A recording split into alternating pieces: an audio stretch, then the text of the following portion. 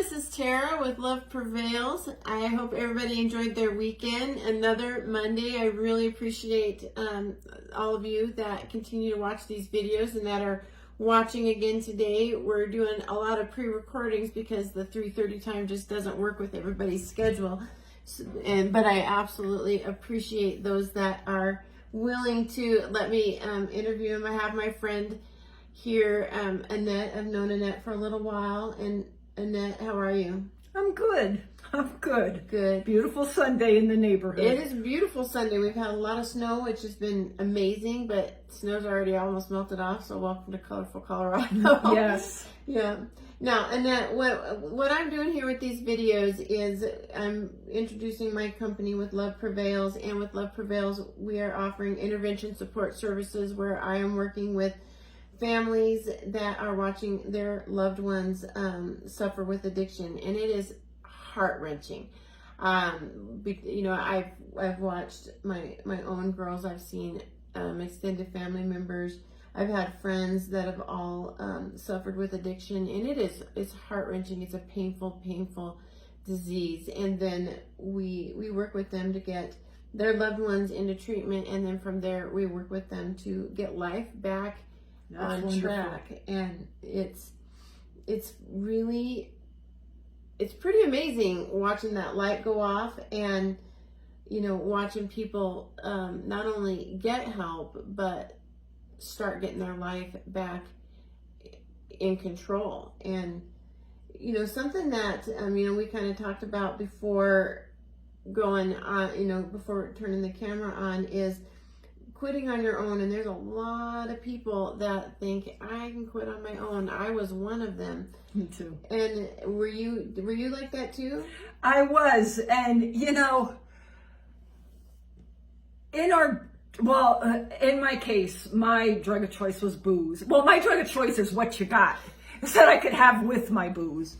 But it was always, for me, drugs were unreliable. I got sober before you can go down to the store and buy them. But booze, you could go down to the store and buy, but I was also an alcoholic from day one, and if you're wondering if you're an alcoholic, when you drink, your whole world changes. Because my first drunk was when I was 12 years old, and I had been, living life however I live it, shame and, feeling less than and not ever being able to fit in, and everybody else knew what was going on but me, and all of that kind of thing. And when I found booze, it was the answer to the universe. And I knew I needed to have a lot more of this as often as I could, because I found the answer. And, and in the beginning, it's fun because there's no inhibitions. When you're walking through life so self-conscious and such low self-esteem, and then all of a sudden you've just risen above all of that and you're better than everybody else, and you're the life of the party, and you're not afraid of people, and you're, partying down, and everything's fun and not a care in the world. Of course you want more than that. Who doesn't want more of that, But as, for me, I think I carried on with that business for about 21 years, and maybe 10 years into it is when the stuff starts hitting the fan. I can't get to work the next day because I'm hungover, because by now I'm working. And, I'm losing relationships because I'm a Jekyll and Hyde drunk. I think I'm fun, but the people that are trying to love me or hang with me aren't thinking I'm so much fun anymore. I'm getting arrested. All of that kind of stuff, So at one point, I only had one DUI, which I should have had one every single time I got in the car, because I was pretty much drunk all the time, Every time I drove, I should have had a DUI. Mm-hmm. But I did get arrested once. And through that, I'm like, that's it. I'm not drinking anymore, because I'm looking at jail time. It's costing me money. It's humiliating. I have to go to court. I lost my job, because now I don't have a license, all of that kind of thing. My relationship's hanging on by a thread. And so once again, because I've done this numerous times, something happens, the crap hits the fan. I know why. So I got to stop that. And this time after the DUI is one more time where I was like, no more, no more. And this time I mean it, give me the thing to sign. I'm never drinking again. And, because I ended up in detox after I got arrested, and it was horrible. And I woke up with the paranoids and, the, oh my God, what did I do? And so sick and trapped in detox because I couldn't blow zeros, and they don't let you out until you do. Right. So finally at like almost 3:00 in the afternoon, I was able to blow zeros, and they let me out, and super mad at me people picked me up. And, that's when I started making the promises. And, so day one, because I'm so sick, it's pretty easy to not drink. Although I do like a little hair of the dog, but not on that day. And, I'm back at home with my partner, and I'm like, oh, never again, never again. And they're like, all right, you said that before. But they drank too, So day 3 around, they're drinking. And I'm like, all right, I thought I said, we're never drinking again. And they're like, well, maybe you're not gonna, but I am. And then finally I was like, I haven't had a drink in like 3 days. That is pretty freaking good for me. And I feel great. And, now I know that I am never going to drink like that again. I'm never going to drink like what got me arrested and thrown in detox and all that kind of thing. So I had a couple of beers, and that first one was just like, oh my God. I was like a battery that didn't have any water in it, you take the first drink. Oh, yeah. Yes, I was alive. I came to life. And then, it went pretty good for maybe that day or so, and then a little more tomorrow. And things were going great. I wasn't drinking like that. And then next thing you know, I'm driving drunk again, this time without a license, because I had lost it, but I'm taking the back roads. That's the thing about alcoholism is, the manipulation and stuff like that, but who am I really trying to manipulate? Me, because I can't be honest with me. So I'm telling myself, as long as you don't drive on the highway, not don't drink and drive. Or only have one drink and then drive. Right. Get to where you're going. Yes. Uber, yeah. Yeah, exactly. They didn't have Uber, and I lived in the country then, but right. All the things to get away with it. Like I don't really want to be sober. I want to be able to drink and get away with it. No more of whatever is going to happen, So to the people on the outside of my life, all these things, the losing jobs, losing relationships, or you name it, the things that we do, tearing down my entire life right in front of their faces, are watching this. Like you were saying, we watch people, and it's like horrifying. People watched us, people were watching us. Mm-hmm. And it's like the horror movie where, the monster is in the basement, and there she's going right down into that basement, and she's gonna get hurt. She's gonna, she's gonna kill herself. And there she goes, and there's nothing you can do to stop her, So after a while, people don't want to watch that anymore. Yeah. So, towards the end of my drinking, so that should have been a bottom. lots of things should have been a bottom, but instead I use that to manipulate a way to drink and get away with it, you know? And so my bottom came, you know, it wasn't even like a big old, you know, crash into a tree, which I did that too while I was drinking. When I was 19, you know, ominous warning, I failed to heed. But, you know, I had a little printing business in a small town, and I was drinking, you know, every day. That's what we did there. When I first opened the business, I announced we're not drinking in here. And after the first week, we were all drinking in there. Right. So,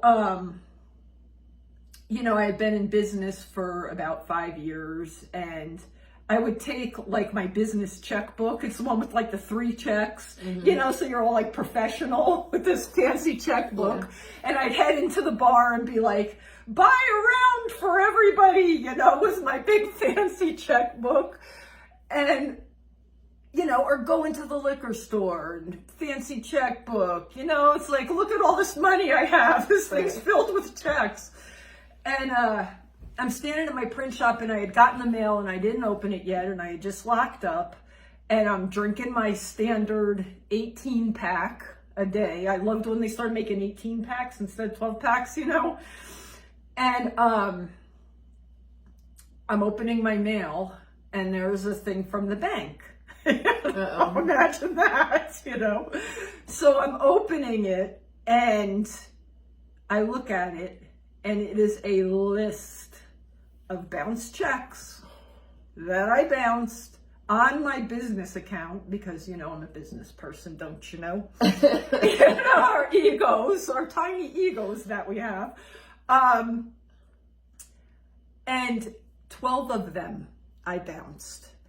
And out of the 12, none of them were written to the same 2 liquor, you know, or the same liquor store, because, you know, you go to a different one every day, so they don't think you're an alcoholic. But 2 of them, one was written to one of my suppliers, a paper company. Another one was written to my ink supplier. And 10 of them were to the local bars and liquor stores. And this is a small town bank, and this is back in the day. This was 1987 or 97. Well, you know, like maybe a bit, yeah, like maybe $100. That was big dollar amounts back in 1997. Yeah. And so, the bank, who you know, in a small town, you know everybody. I knew everybody at the bank. And this was before everything was all technical, you know. People at the bank actually sat there and went through your checks and saw this and typed where they were to, and then sent that to you. So I'm like, Darnell or whoever at the bank probably saw all of this, you know, and I was humiliated. You know, it's like now everybody knows. So I, you know, drank my last beer. I had 3 left, and I was like, all right, I have to find somebody to give those to. I'm done. And I heard this voice. You know, it was the humiliation of that. Right. That, I mean, not that I wasn't humiliating I was in the paper when I got my DUI, but that wasn't humiliating enough. You know, I still have that in one of my recovery books, my little thing from when I got arrested. But, I decided no more. And this time I really meant it, because I got to get my life together. And, you know, I went, God, like 6 days without drinking and without recovery, you know? So I had nothing. I was just walking around in this void of, you know, it's morning. Okay, can't drink. All right, just go to work. Just go to work. Just get your work done. Lunchtime, no drinking. You know, just get your work done and then go home. And then after work, all right, can't drink, but I do need to go to the grocery store. I'm not going to look at the liquor store. I'm just going to go into the grocery store, get whatever I need, you know, cat food or what have you, and get home. I'm not going to answer my phone. I'm not going to, you know, if someone comes to the door, I'm not answering it. And that's the way, you know, I was like, this is the way it's going to be forever, you know, because I can't drink again. So I thought that's what life without booze looked like. You know, you don't answer your phone, no friends come over, you can't go to the store, you know, you gotta like, oh no, a liquor store. And I was scared to death that someone would come popping into my print shop with a 6-pack, because that was usual, you know, it was a party place, you know. My business was the party place. But, you know, so I was so scared, and I ended up, you know, finding recovery because my sister needed help, and I took her to a meeting to get help. And while I was there, I heard my story. You know, I was in a group of women that were just like me, and they were saying my secrets. You know, the stuff you don't tell anybody, right? You know, like the can't go to Jeannie's liquor store. I was just there yesterday. Got to go to Carol's. So neither one of them thinks, you know, so I don't want them to know I drink every other day. You know, just let them think I drink every other day, because there was only 2 liquor stores in town. But, you know, that kind of thing. So I knew. But anyway, I'm in this meeting, and there's women talking about, you know, going in the house and leaving their car running with their toddler in the car seat in the back and passing out. You know, stuff like that. The hiding the empties in the trunk so you can find a dumpster to throw them in, so the neighbors and the garbage men doesn't think that you drink too much. You know, all of that kind of stuff that I thought I invented most of it, for one thing. I thought that was my idea. But they are telling this stuff out loud that I would not tell anybody, you know, and that gave me permission to be able to talk about myself, you know. I felt at home with these strangers, and I never even felt at home with my friends, you know. I never felt at home. Right. So, you know, from there, that's what helped me, is people that had my experience telling their experience. Right. You know, it wasn't like somebody like, here's what I learned in school. People like you you know, have to do this, and according to this textbook, you need to, you know. No, it's like, this is what I was like, and this is what I did. You know, I know how you felt. I had the DUIs. I know that loneliness that I think only, you know, addicts and alcoholics know. You know, we're like an island unto ourselves. Even though we have friends and we're out there partying down with our buddies, there's that loneliness in there that, you know, I mean, I never even talked to my drinking buddies about how I drank. I mean, we drank alike, but we didn't talk about, you know, what we had hiding under the bed or whatever, you know, any of that kind of stuff, because none of us were in recovery. We were all on a mission of self-destruct. It's normal. It was normal. It was normal. And there's no need to talk about it, because that's what we do. You don't know that there's anything wrong with it at that point. And you brought up a lot of really good points, because you started out the conversation by talking about, you know, you're an alcoholic if. But so I personally don't have any legal issues or any DUIs, and so I want to talk, you know, those, you don't have to have that to be an alcoholic. So some things that I was thinking while you were talking is, you know, if you're questioning whether or not you're an alcoholic, an addict, I mean, there's a number of different, you know, porn, sex, gambling, video games, you know, your phone. If you're hiding from people to do this, if you are planning your day around when are you going to be able to drink, if you're thinking all day long, I can't wait until I get off work so I can have a drink, or are you drinking during work? You mentioned at lunch, I There was a few times when I drank on my lunch or while I was at work. If you are hiding alcohol, if you are lying about it, you know, there's so many differences. It is not the same for everybody, and so I just want to make sure that I say that there are low bottoms, there are high bottoms, but if you're doing any of these things, and that's just a few things, you know, around your addiction, you might be an addict of some sort. Right. And I just mentioned the DUI because that would have been a good time, you know? But I went from getting that DUI 11 more years. Yes. If you don't remember what you did. Yeah, it wears off. It wears off. If you're apologizing for what happened while you were out the night before, or with your family. I mean, maybe it could be Thanksgiving. If you have to apologize, you know, there are so many signs that, you know, if you're doing these things, you might be an addict of some sort. Might be but anyone else sees that way before we do. You know, it's like addiction and alcoholism, whatever.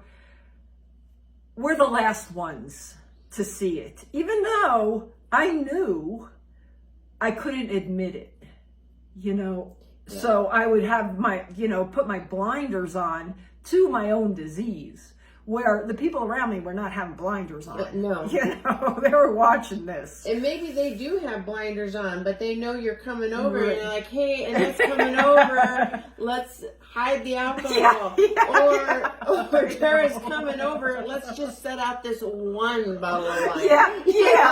Exactly. So they may have blinders on, and they know too. They think that they can monitor it for you. But and ain't nothing gonna make an alcoholic drink more than getting the one bottle, because what did you do on your way home? They're gonna pour those. They're gonna make sure they pour theirs first, and the whole bottle's going in their glass. Yeah, because they're not dumb. They know you got more. And if you don't, they probably brought some. Yes. Or they're going to go get more. Exactly. But, you know, like it says in one of our recovery books, if you find that you have little control over the amount you drink or use once you start, and then also find that when you've decided you're not going to do it anymore, you find yourself doing it again, then you might want to take a look at it. But that's the whole thing, is you have to want to. I used to do that because we started the conversation out about quitting on your own. And when I was told by a medical professional that I was probably an alcoholic, I was like, no way. I had no clue. I thought what I was doing was normal. So I was honest about what I was drinking because I thought it was normal. And I didn't have a clue. And so I was like, I can quit, no problem. Yeah, I just don't, you know, tomorrow. And then, so I went home and I had a little bit of vodka in my bottle, and I was like, well, I'm just going to drink that, and then I'll quit. Yeah, don't waste it. And then the next, I couldn't waste it. And that brings up another story. And then the next thing I knew, before I had that drink done, I was door dashing, or it was not door dashing, but Drizzly. Drizzly was my favorite thing because I didn't drive. I didn't, you know, I knew not to drive. I got sober before you had those options. You missed out. Exactly. And then I'd be like, well, I have this whole bottle of vodka, and I'm like, well, I'll just drink that and then I'll quit. Yeah. And that went on and on and on. It's my last one. And then I watched my calories very closely. My calories. So I had this 8-cup measuring cup because I counted all my calories, and so I would measure in ounces how much vodka I would drink, so that I could make sure I stayed within my calories. It's crazy stuff. And don't eat food because that's going to encroach. You know, because I know I drank light beer. Like my regular thing during the week was like a 12-pack or an 18-pack. So I figure, all right, for a 2,000 calorie a day diet, They were 100 and some, maybe let's just say 100 calories each. So 18 of those that's 1,800 calories. I only have 200 calories left, Yeah. So screw the food, I'll have an apple or a piece of toast so I can drink. I kept it to 1,000 calories a day. Your booze? To total food and vodka. Good. And then, well, I didn't necessarily, I stayed within the 2,000, I'm pretty sure, because I made sure I had that vodka. But you brought up another point, and this is in sobriety. So I took one of my daughters to rehab, and I brought her a bunch of shooters to take on the plane because she was going to rehab. I was going to let her drink. Yeah. And so we get to the detox, and they're going through her bag, and she has these 3 shooters of vodka left, and I'm literally looking at that going, oh my gosh, what am I going to do with those 3 shooters of vodka? That's an alcoholic. Yeah. And I'm like, what am I going to do? Do I give those away? Do I drink them? What do I do? I literally had to think about a dilemma. I was under a lot of distress at the time, but I didn't know what to do with those. I couldn't throw them away. Yeah. And the guy in the detox, he grabs them and he throws them away. I'm like, I know. thank you. Yes. But I didn't say that to him, although he would have totally understood. But I literally had to think about that. What am I going to do with those 3 bottles? I had to decide, do I give them away? Do I drink them? Right? Take them home with me, I and then was I so don't know glad. anybody that still drinks. Yeah, I know all of that I was kind so of thing. glad that he solved that problem for me. Yes, and that's the thing is we need help. I could have never done, in last September I celebrated 24 years of sobriety. It would have been 26 had I not been smoking pot. And that was before pot was I never got to smoke pot legally. So that was another thing I missed out. That and Red Bull and Jägermeister, because there wasn't any Red Bull when I got sober either. But I did not do it by myself. I needed people to help. And the people that helped me the most, or helped me, period, were people that knew. They knew what it was like. So, and the way that that they know that, is they tell their stories. Yeah. You listen to them, and if you can relate to any of it, talk to this lady. Call her up. She's got her company going now, and that's the thing too, is it's so much, help is so much more readily available now, and especially in the age of cell phones. I got sober, there wasn't even a cell phone. I used to have to go to a pay phone to call my sponsor, and I had her number memorized. So, it's kind of really evolved since then. Yeah. But if you're sick and tired of being sick and tired, and the stigma's being lifted. Yes. It's more and more talked about and accepted, and it's not, you're not, you don't have something wrong with you. You do, in a sense, that you're an addict or alcoholic, you're sick, but there is help. You don't have to live in that. And the feeling of staying in that because you feel like something is just wrong with me. Because I thought I was crazy. I did too. I really thought I was still have the self-help books upstairs. Like, if I could figure out what's wrong with me, then I won't have to drink so much. I did so many self-help books. I did Dr. Phil. I do too. I have all these self-help books that I could probably throw away now because there was nothing wrong with me. I needed therapy. Mm-hmm. I was the victim of, I was a single mom for a lot of years. I reached a point in life where I couldn't live my life anymore. I had a lot of things happen in my life that beat me down to a shell of a human. Ultimately, I needed therapy. I didn't even start. I could see where I was an alcoholic and where I was a dry drunk for a lot of years and I didn't know it. Had I known years ago what I know now, I wouldn't have lived in any of that. I wouldn't have had to live in any of that. Yep. But and while I wish things could have been different, I also wasn't ready. That's it too. I wasn't ready. That's it and too. I have to hang my hat on that. Yeah. Because sometimes I'll look back and I'll be like, my gosh, what a waste of a life. What a waste of an entire life. Things could have been so much different. But I wasn't ready. Yes. And it wasn't a waste, because all of that can now be used to help somebody else. Yeah. She knows.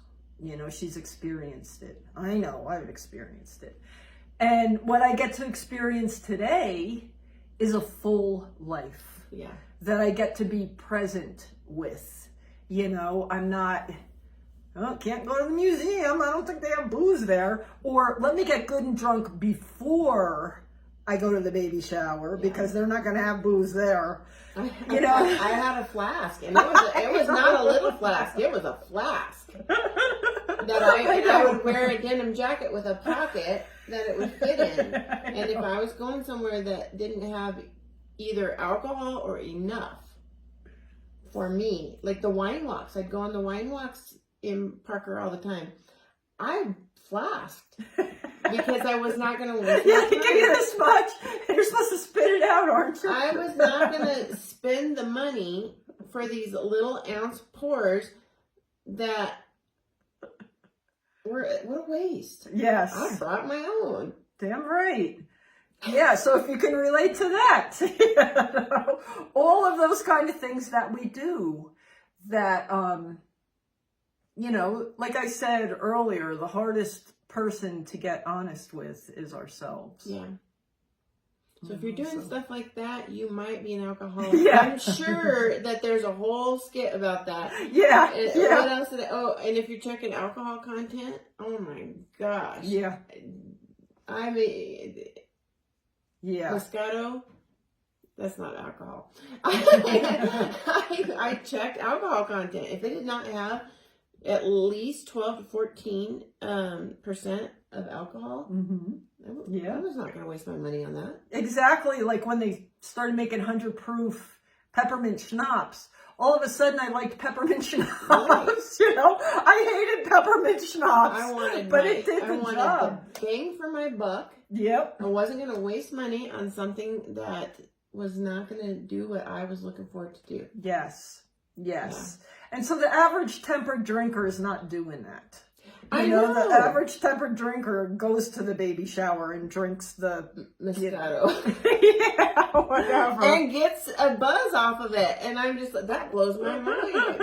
Every time I see somebody drink a Moscato, I'm like, what is the I don't even know what that is. It has like 2% alcohol. Maybe it's like super sweet wine and I never drink sweet drinks. But it's just like, it's just heartburn in a bottle right there. And I'm just, every time I see somebody drinking that, I'm just like, because they're not looking to find the answer to the universe in their Moscato.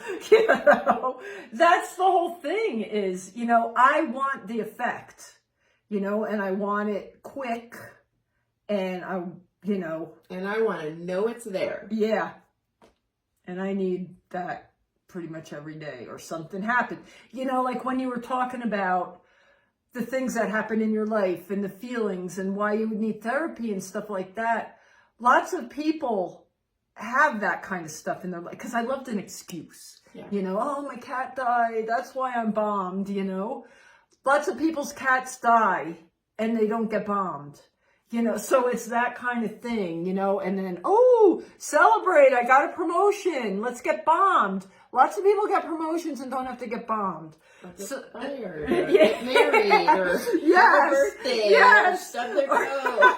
Exactly. Or sit at the bar because your boss is a bitch and you're getting free drinks from him because of it. You know, I mean, just all of that kind of thing.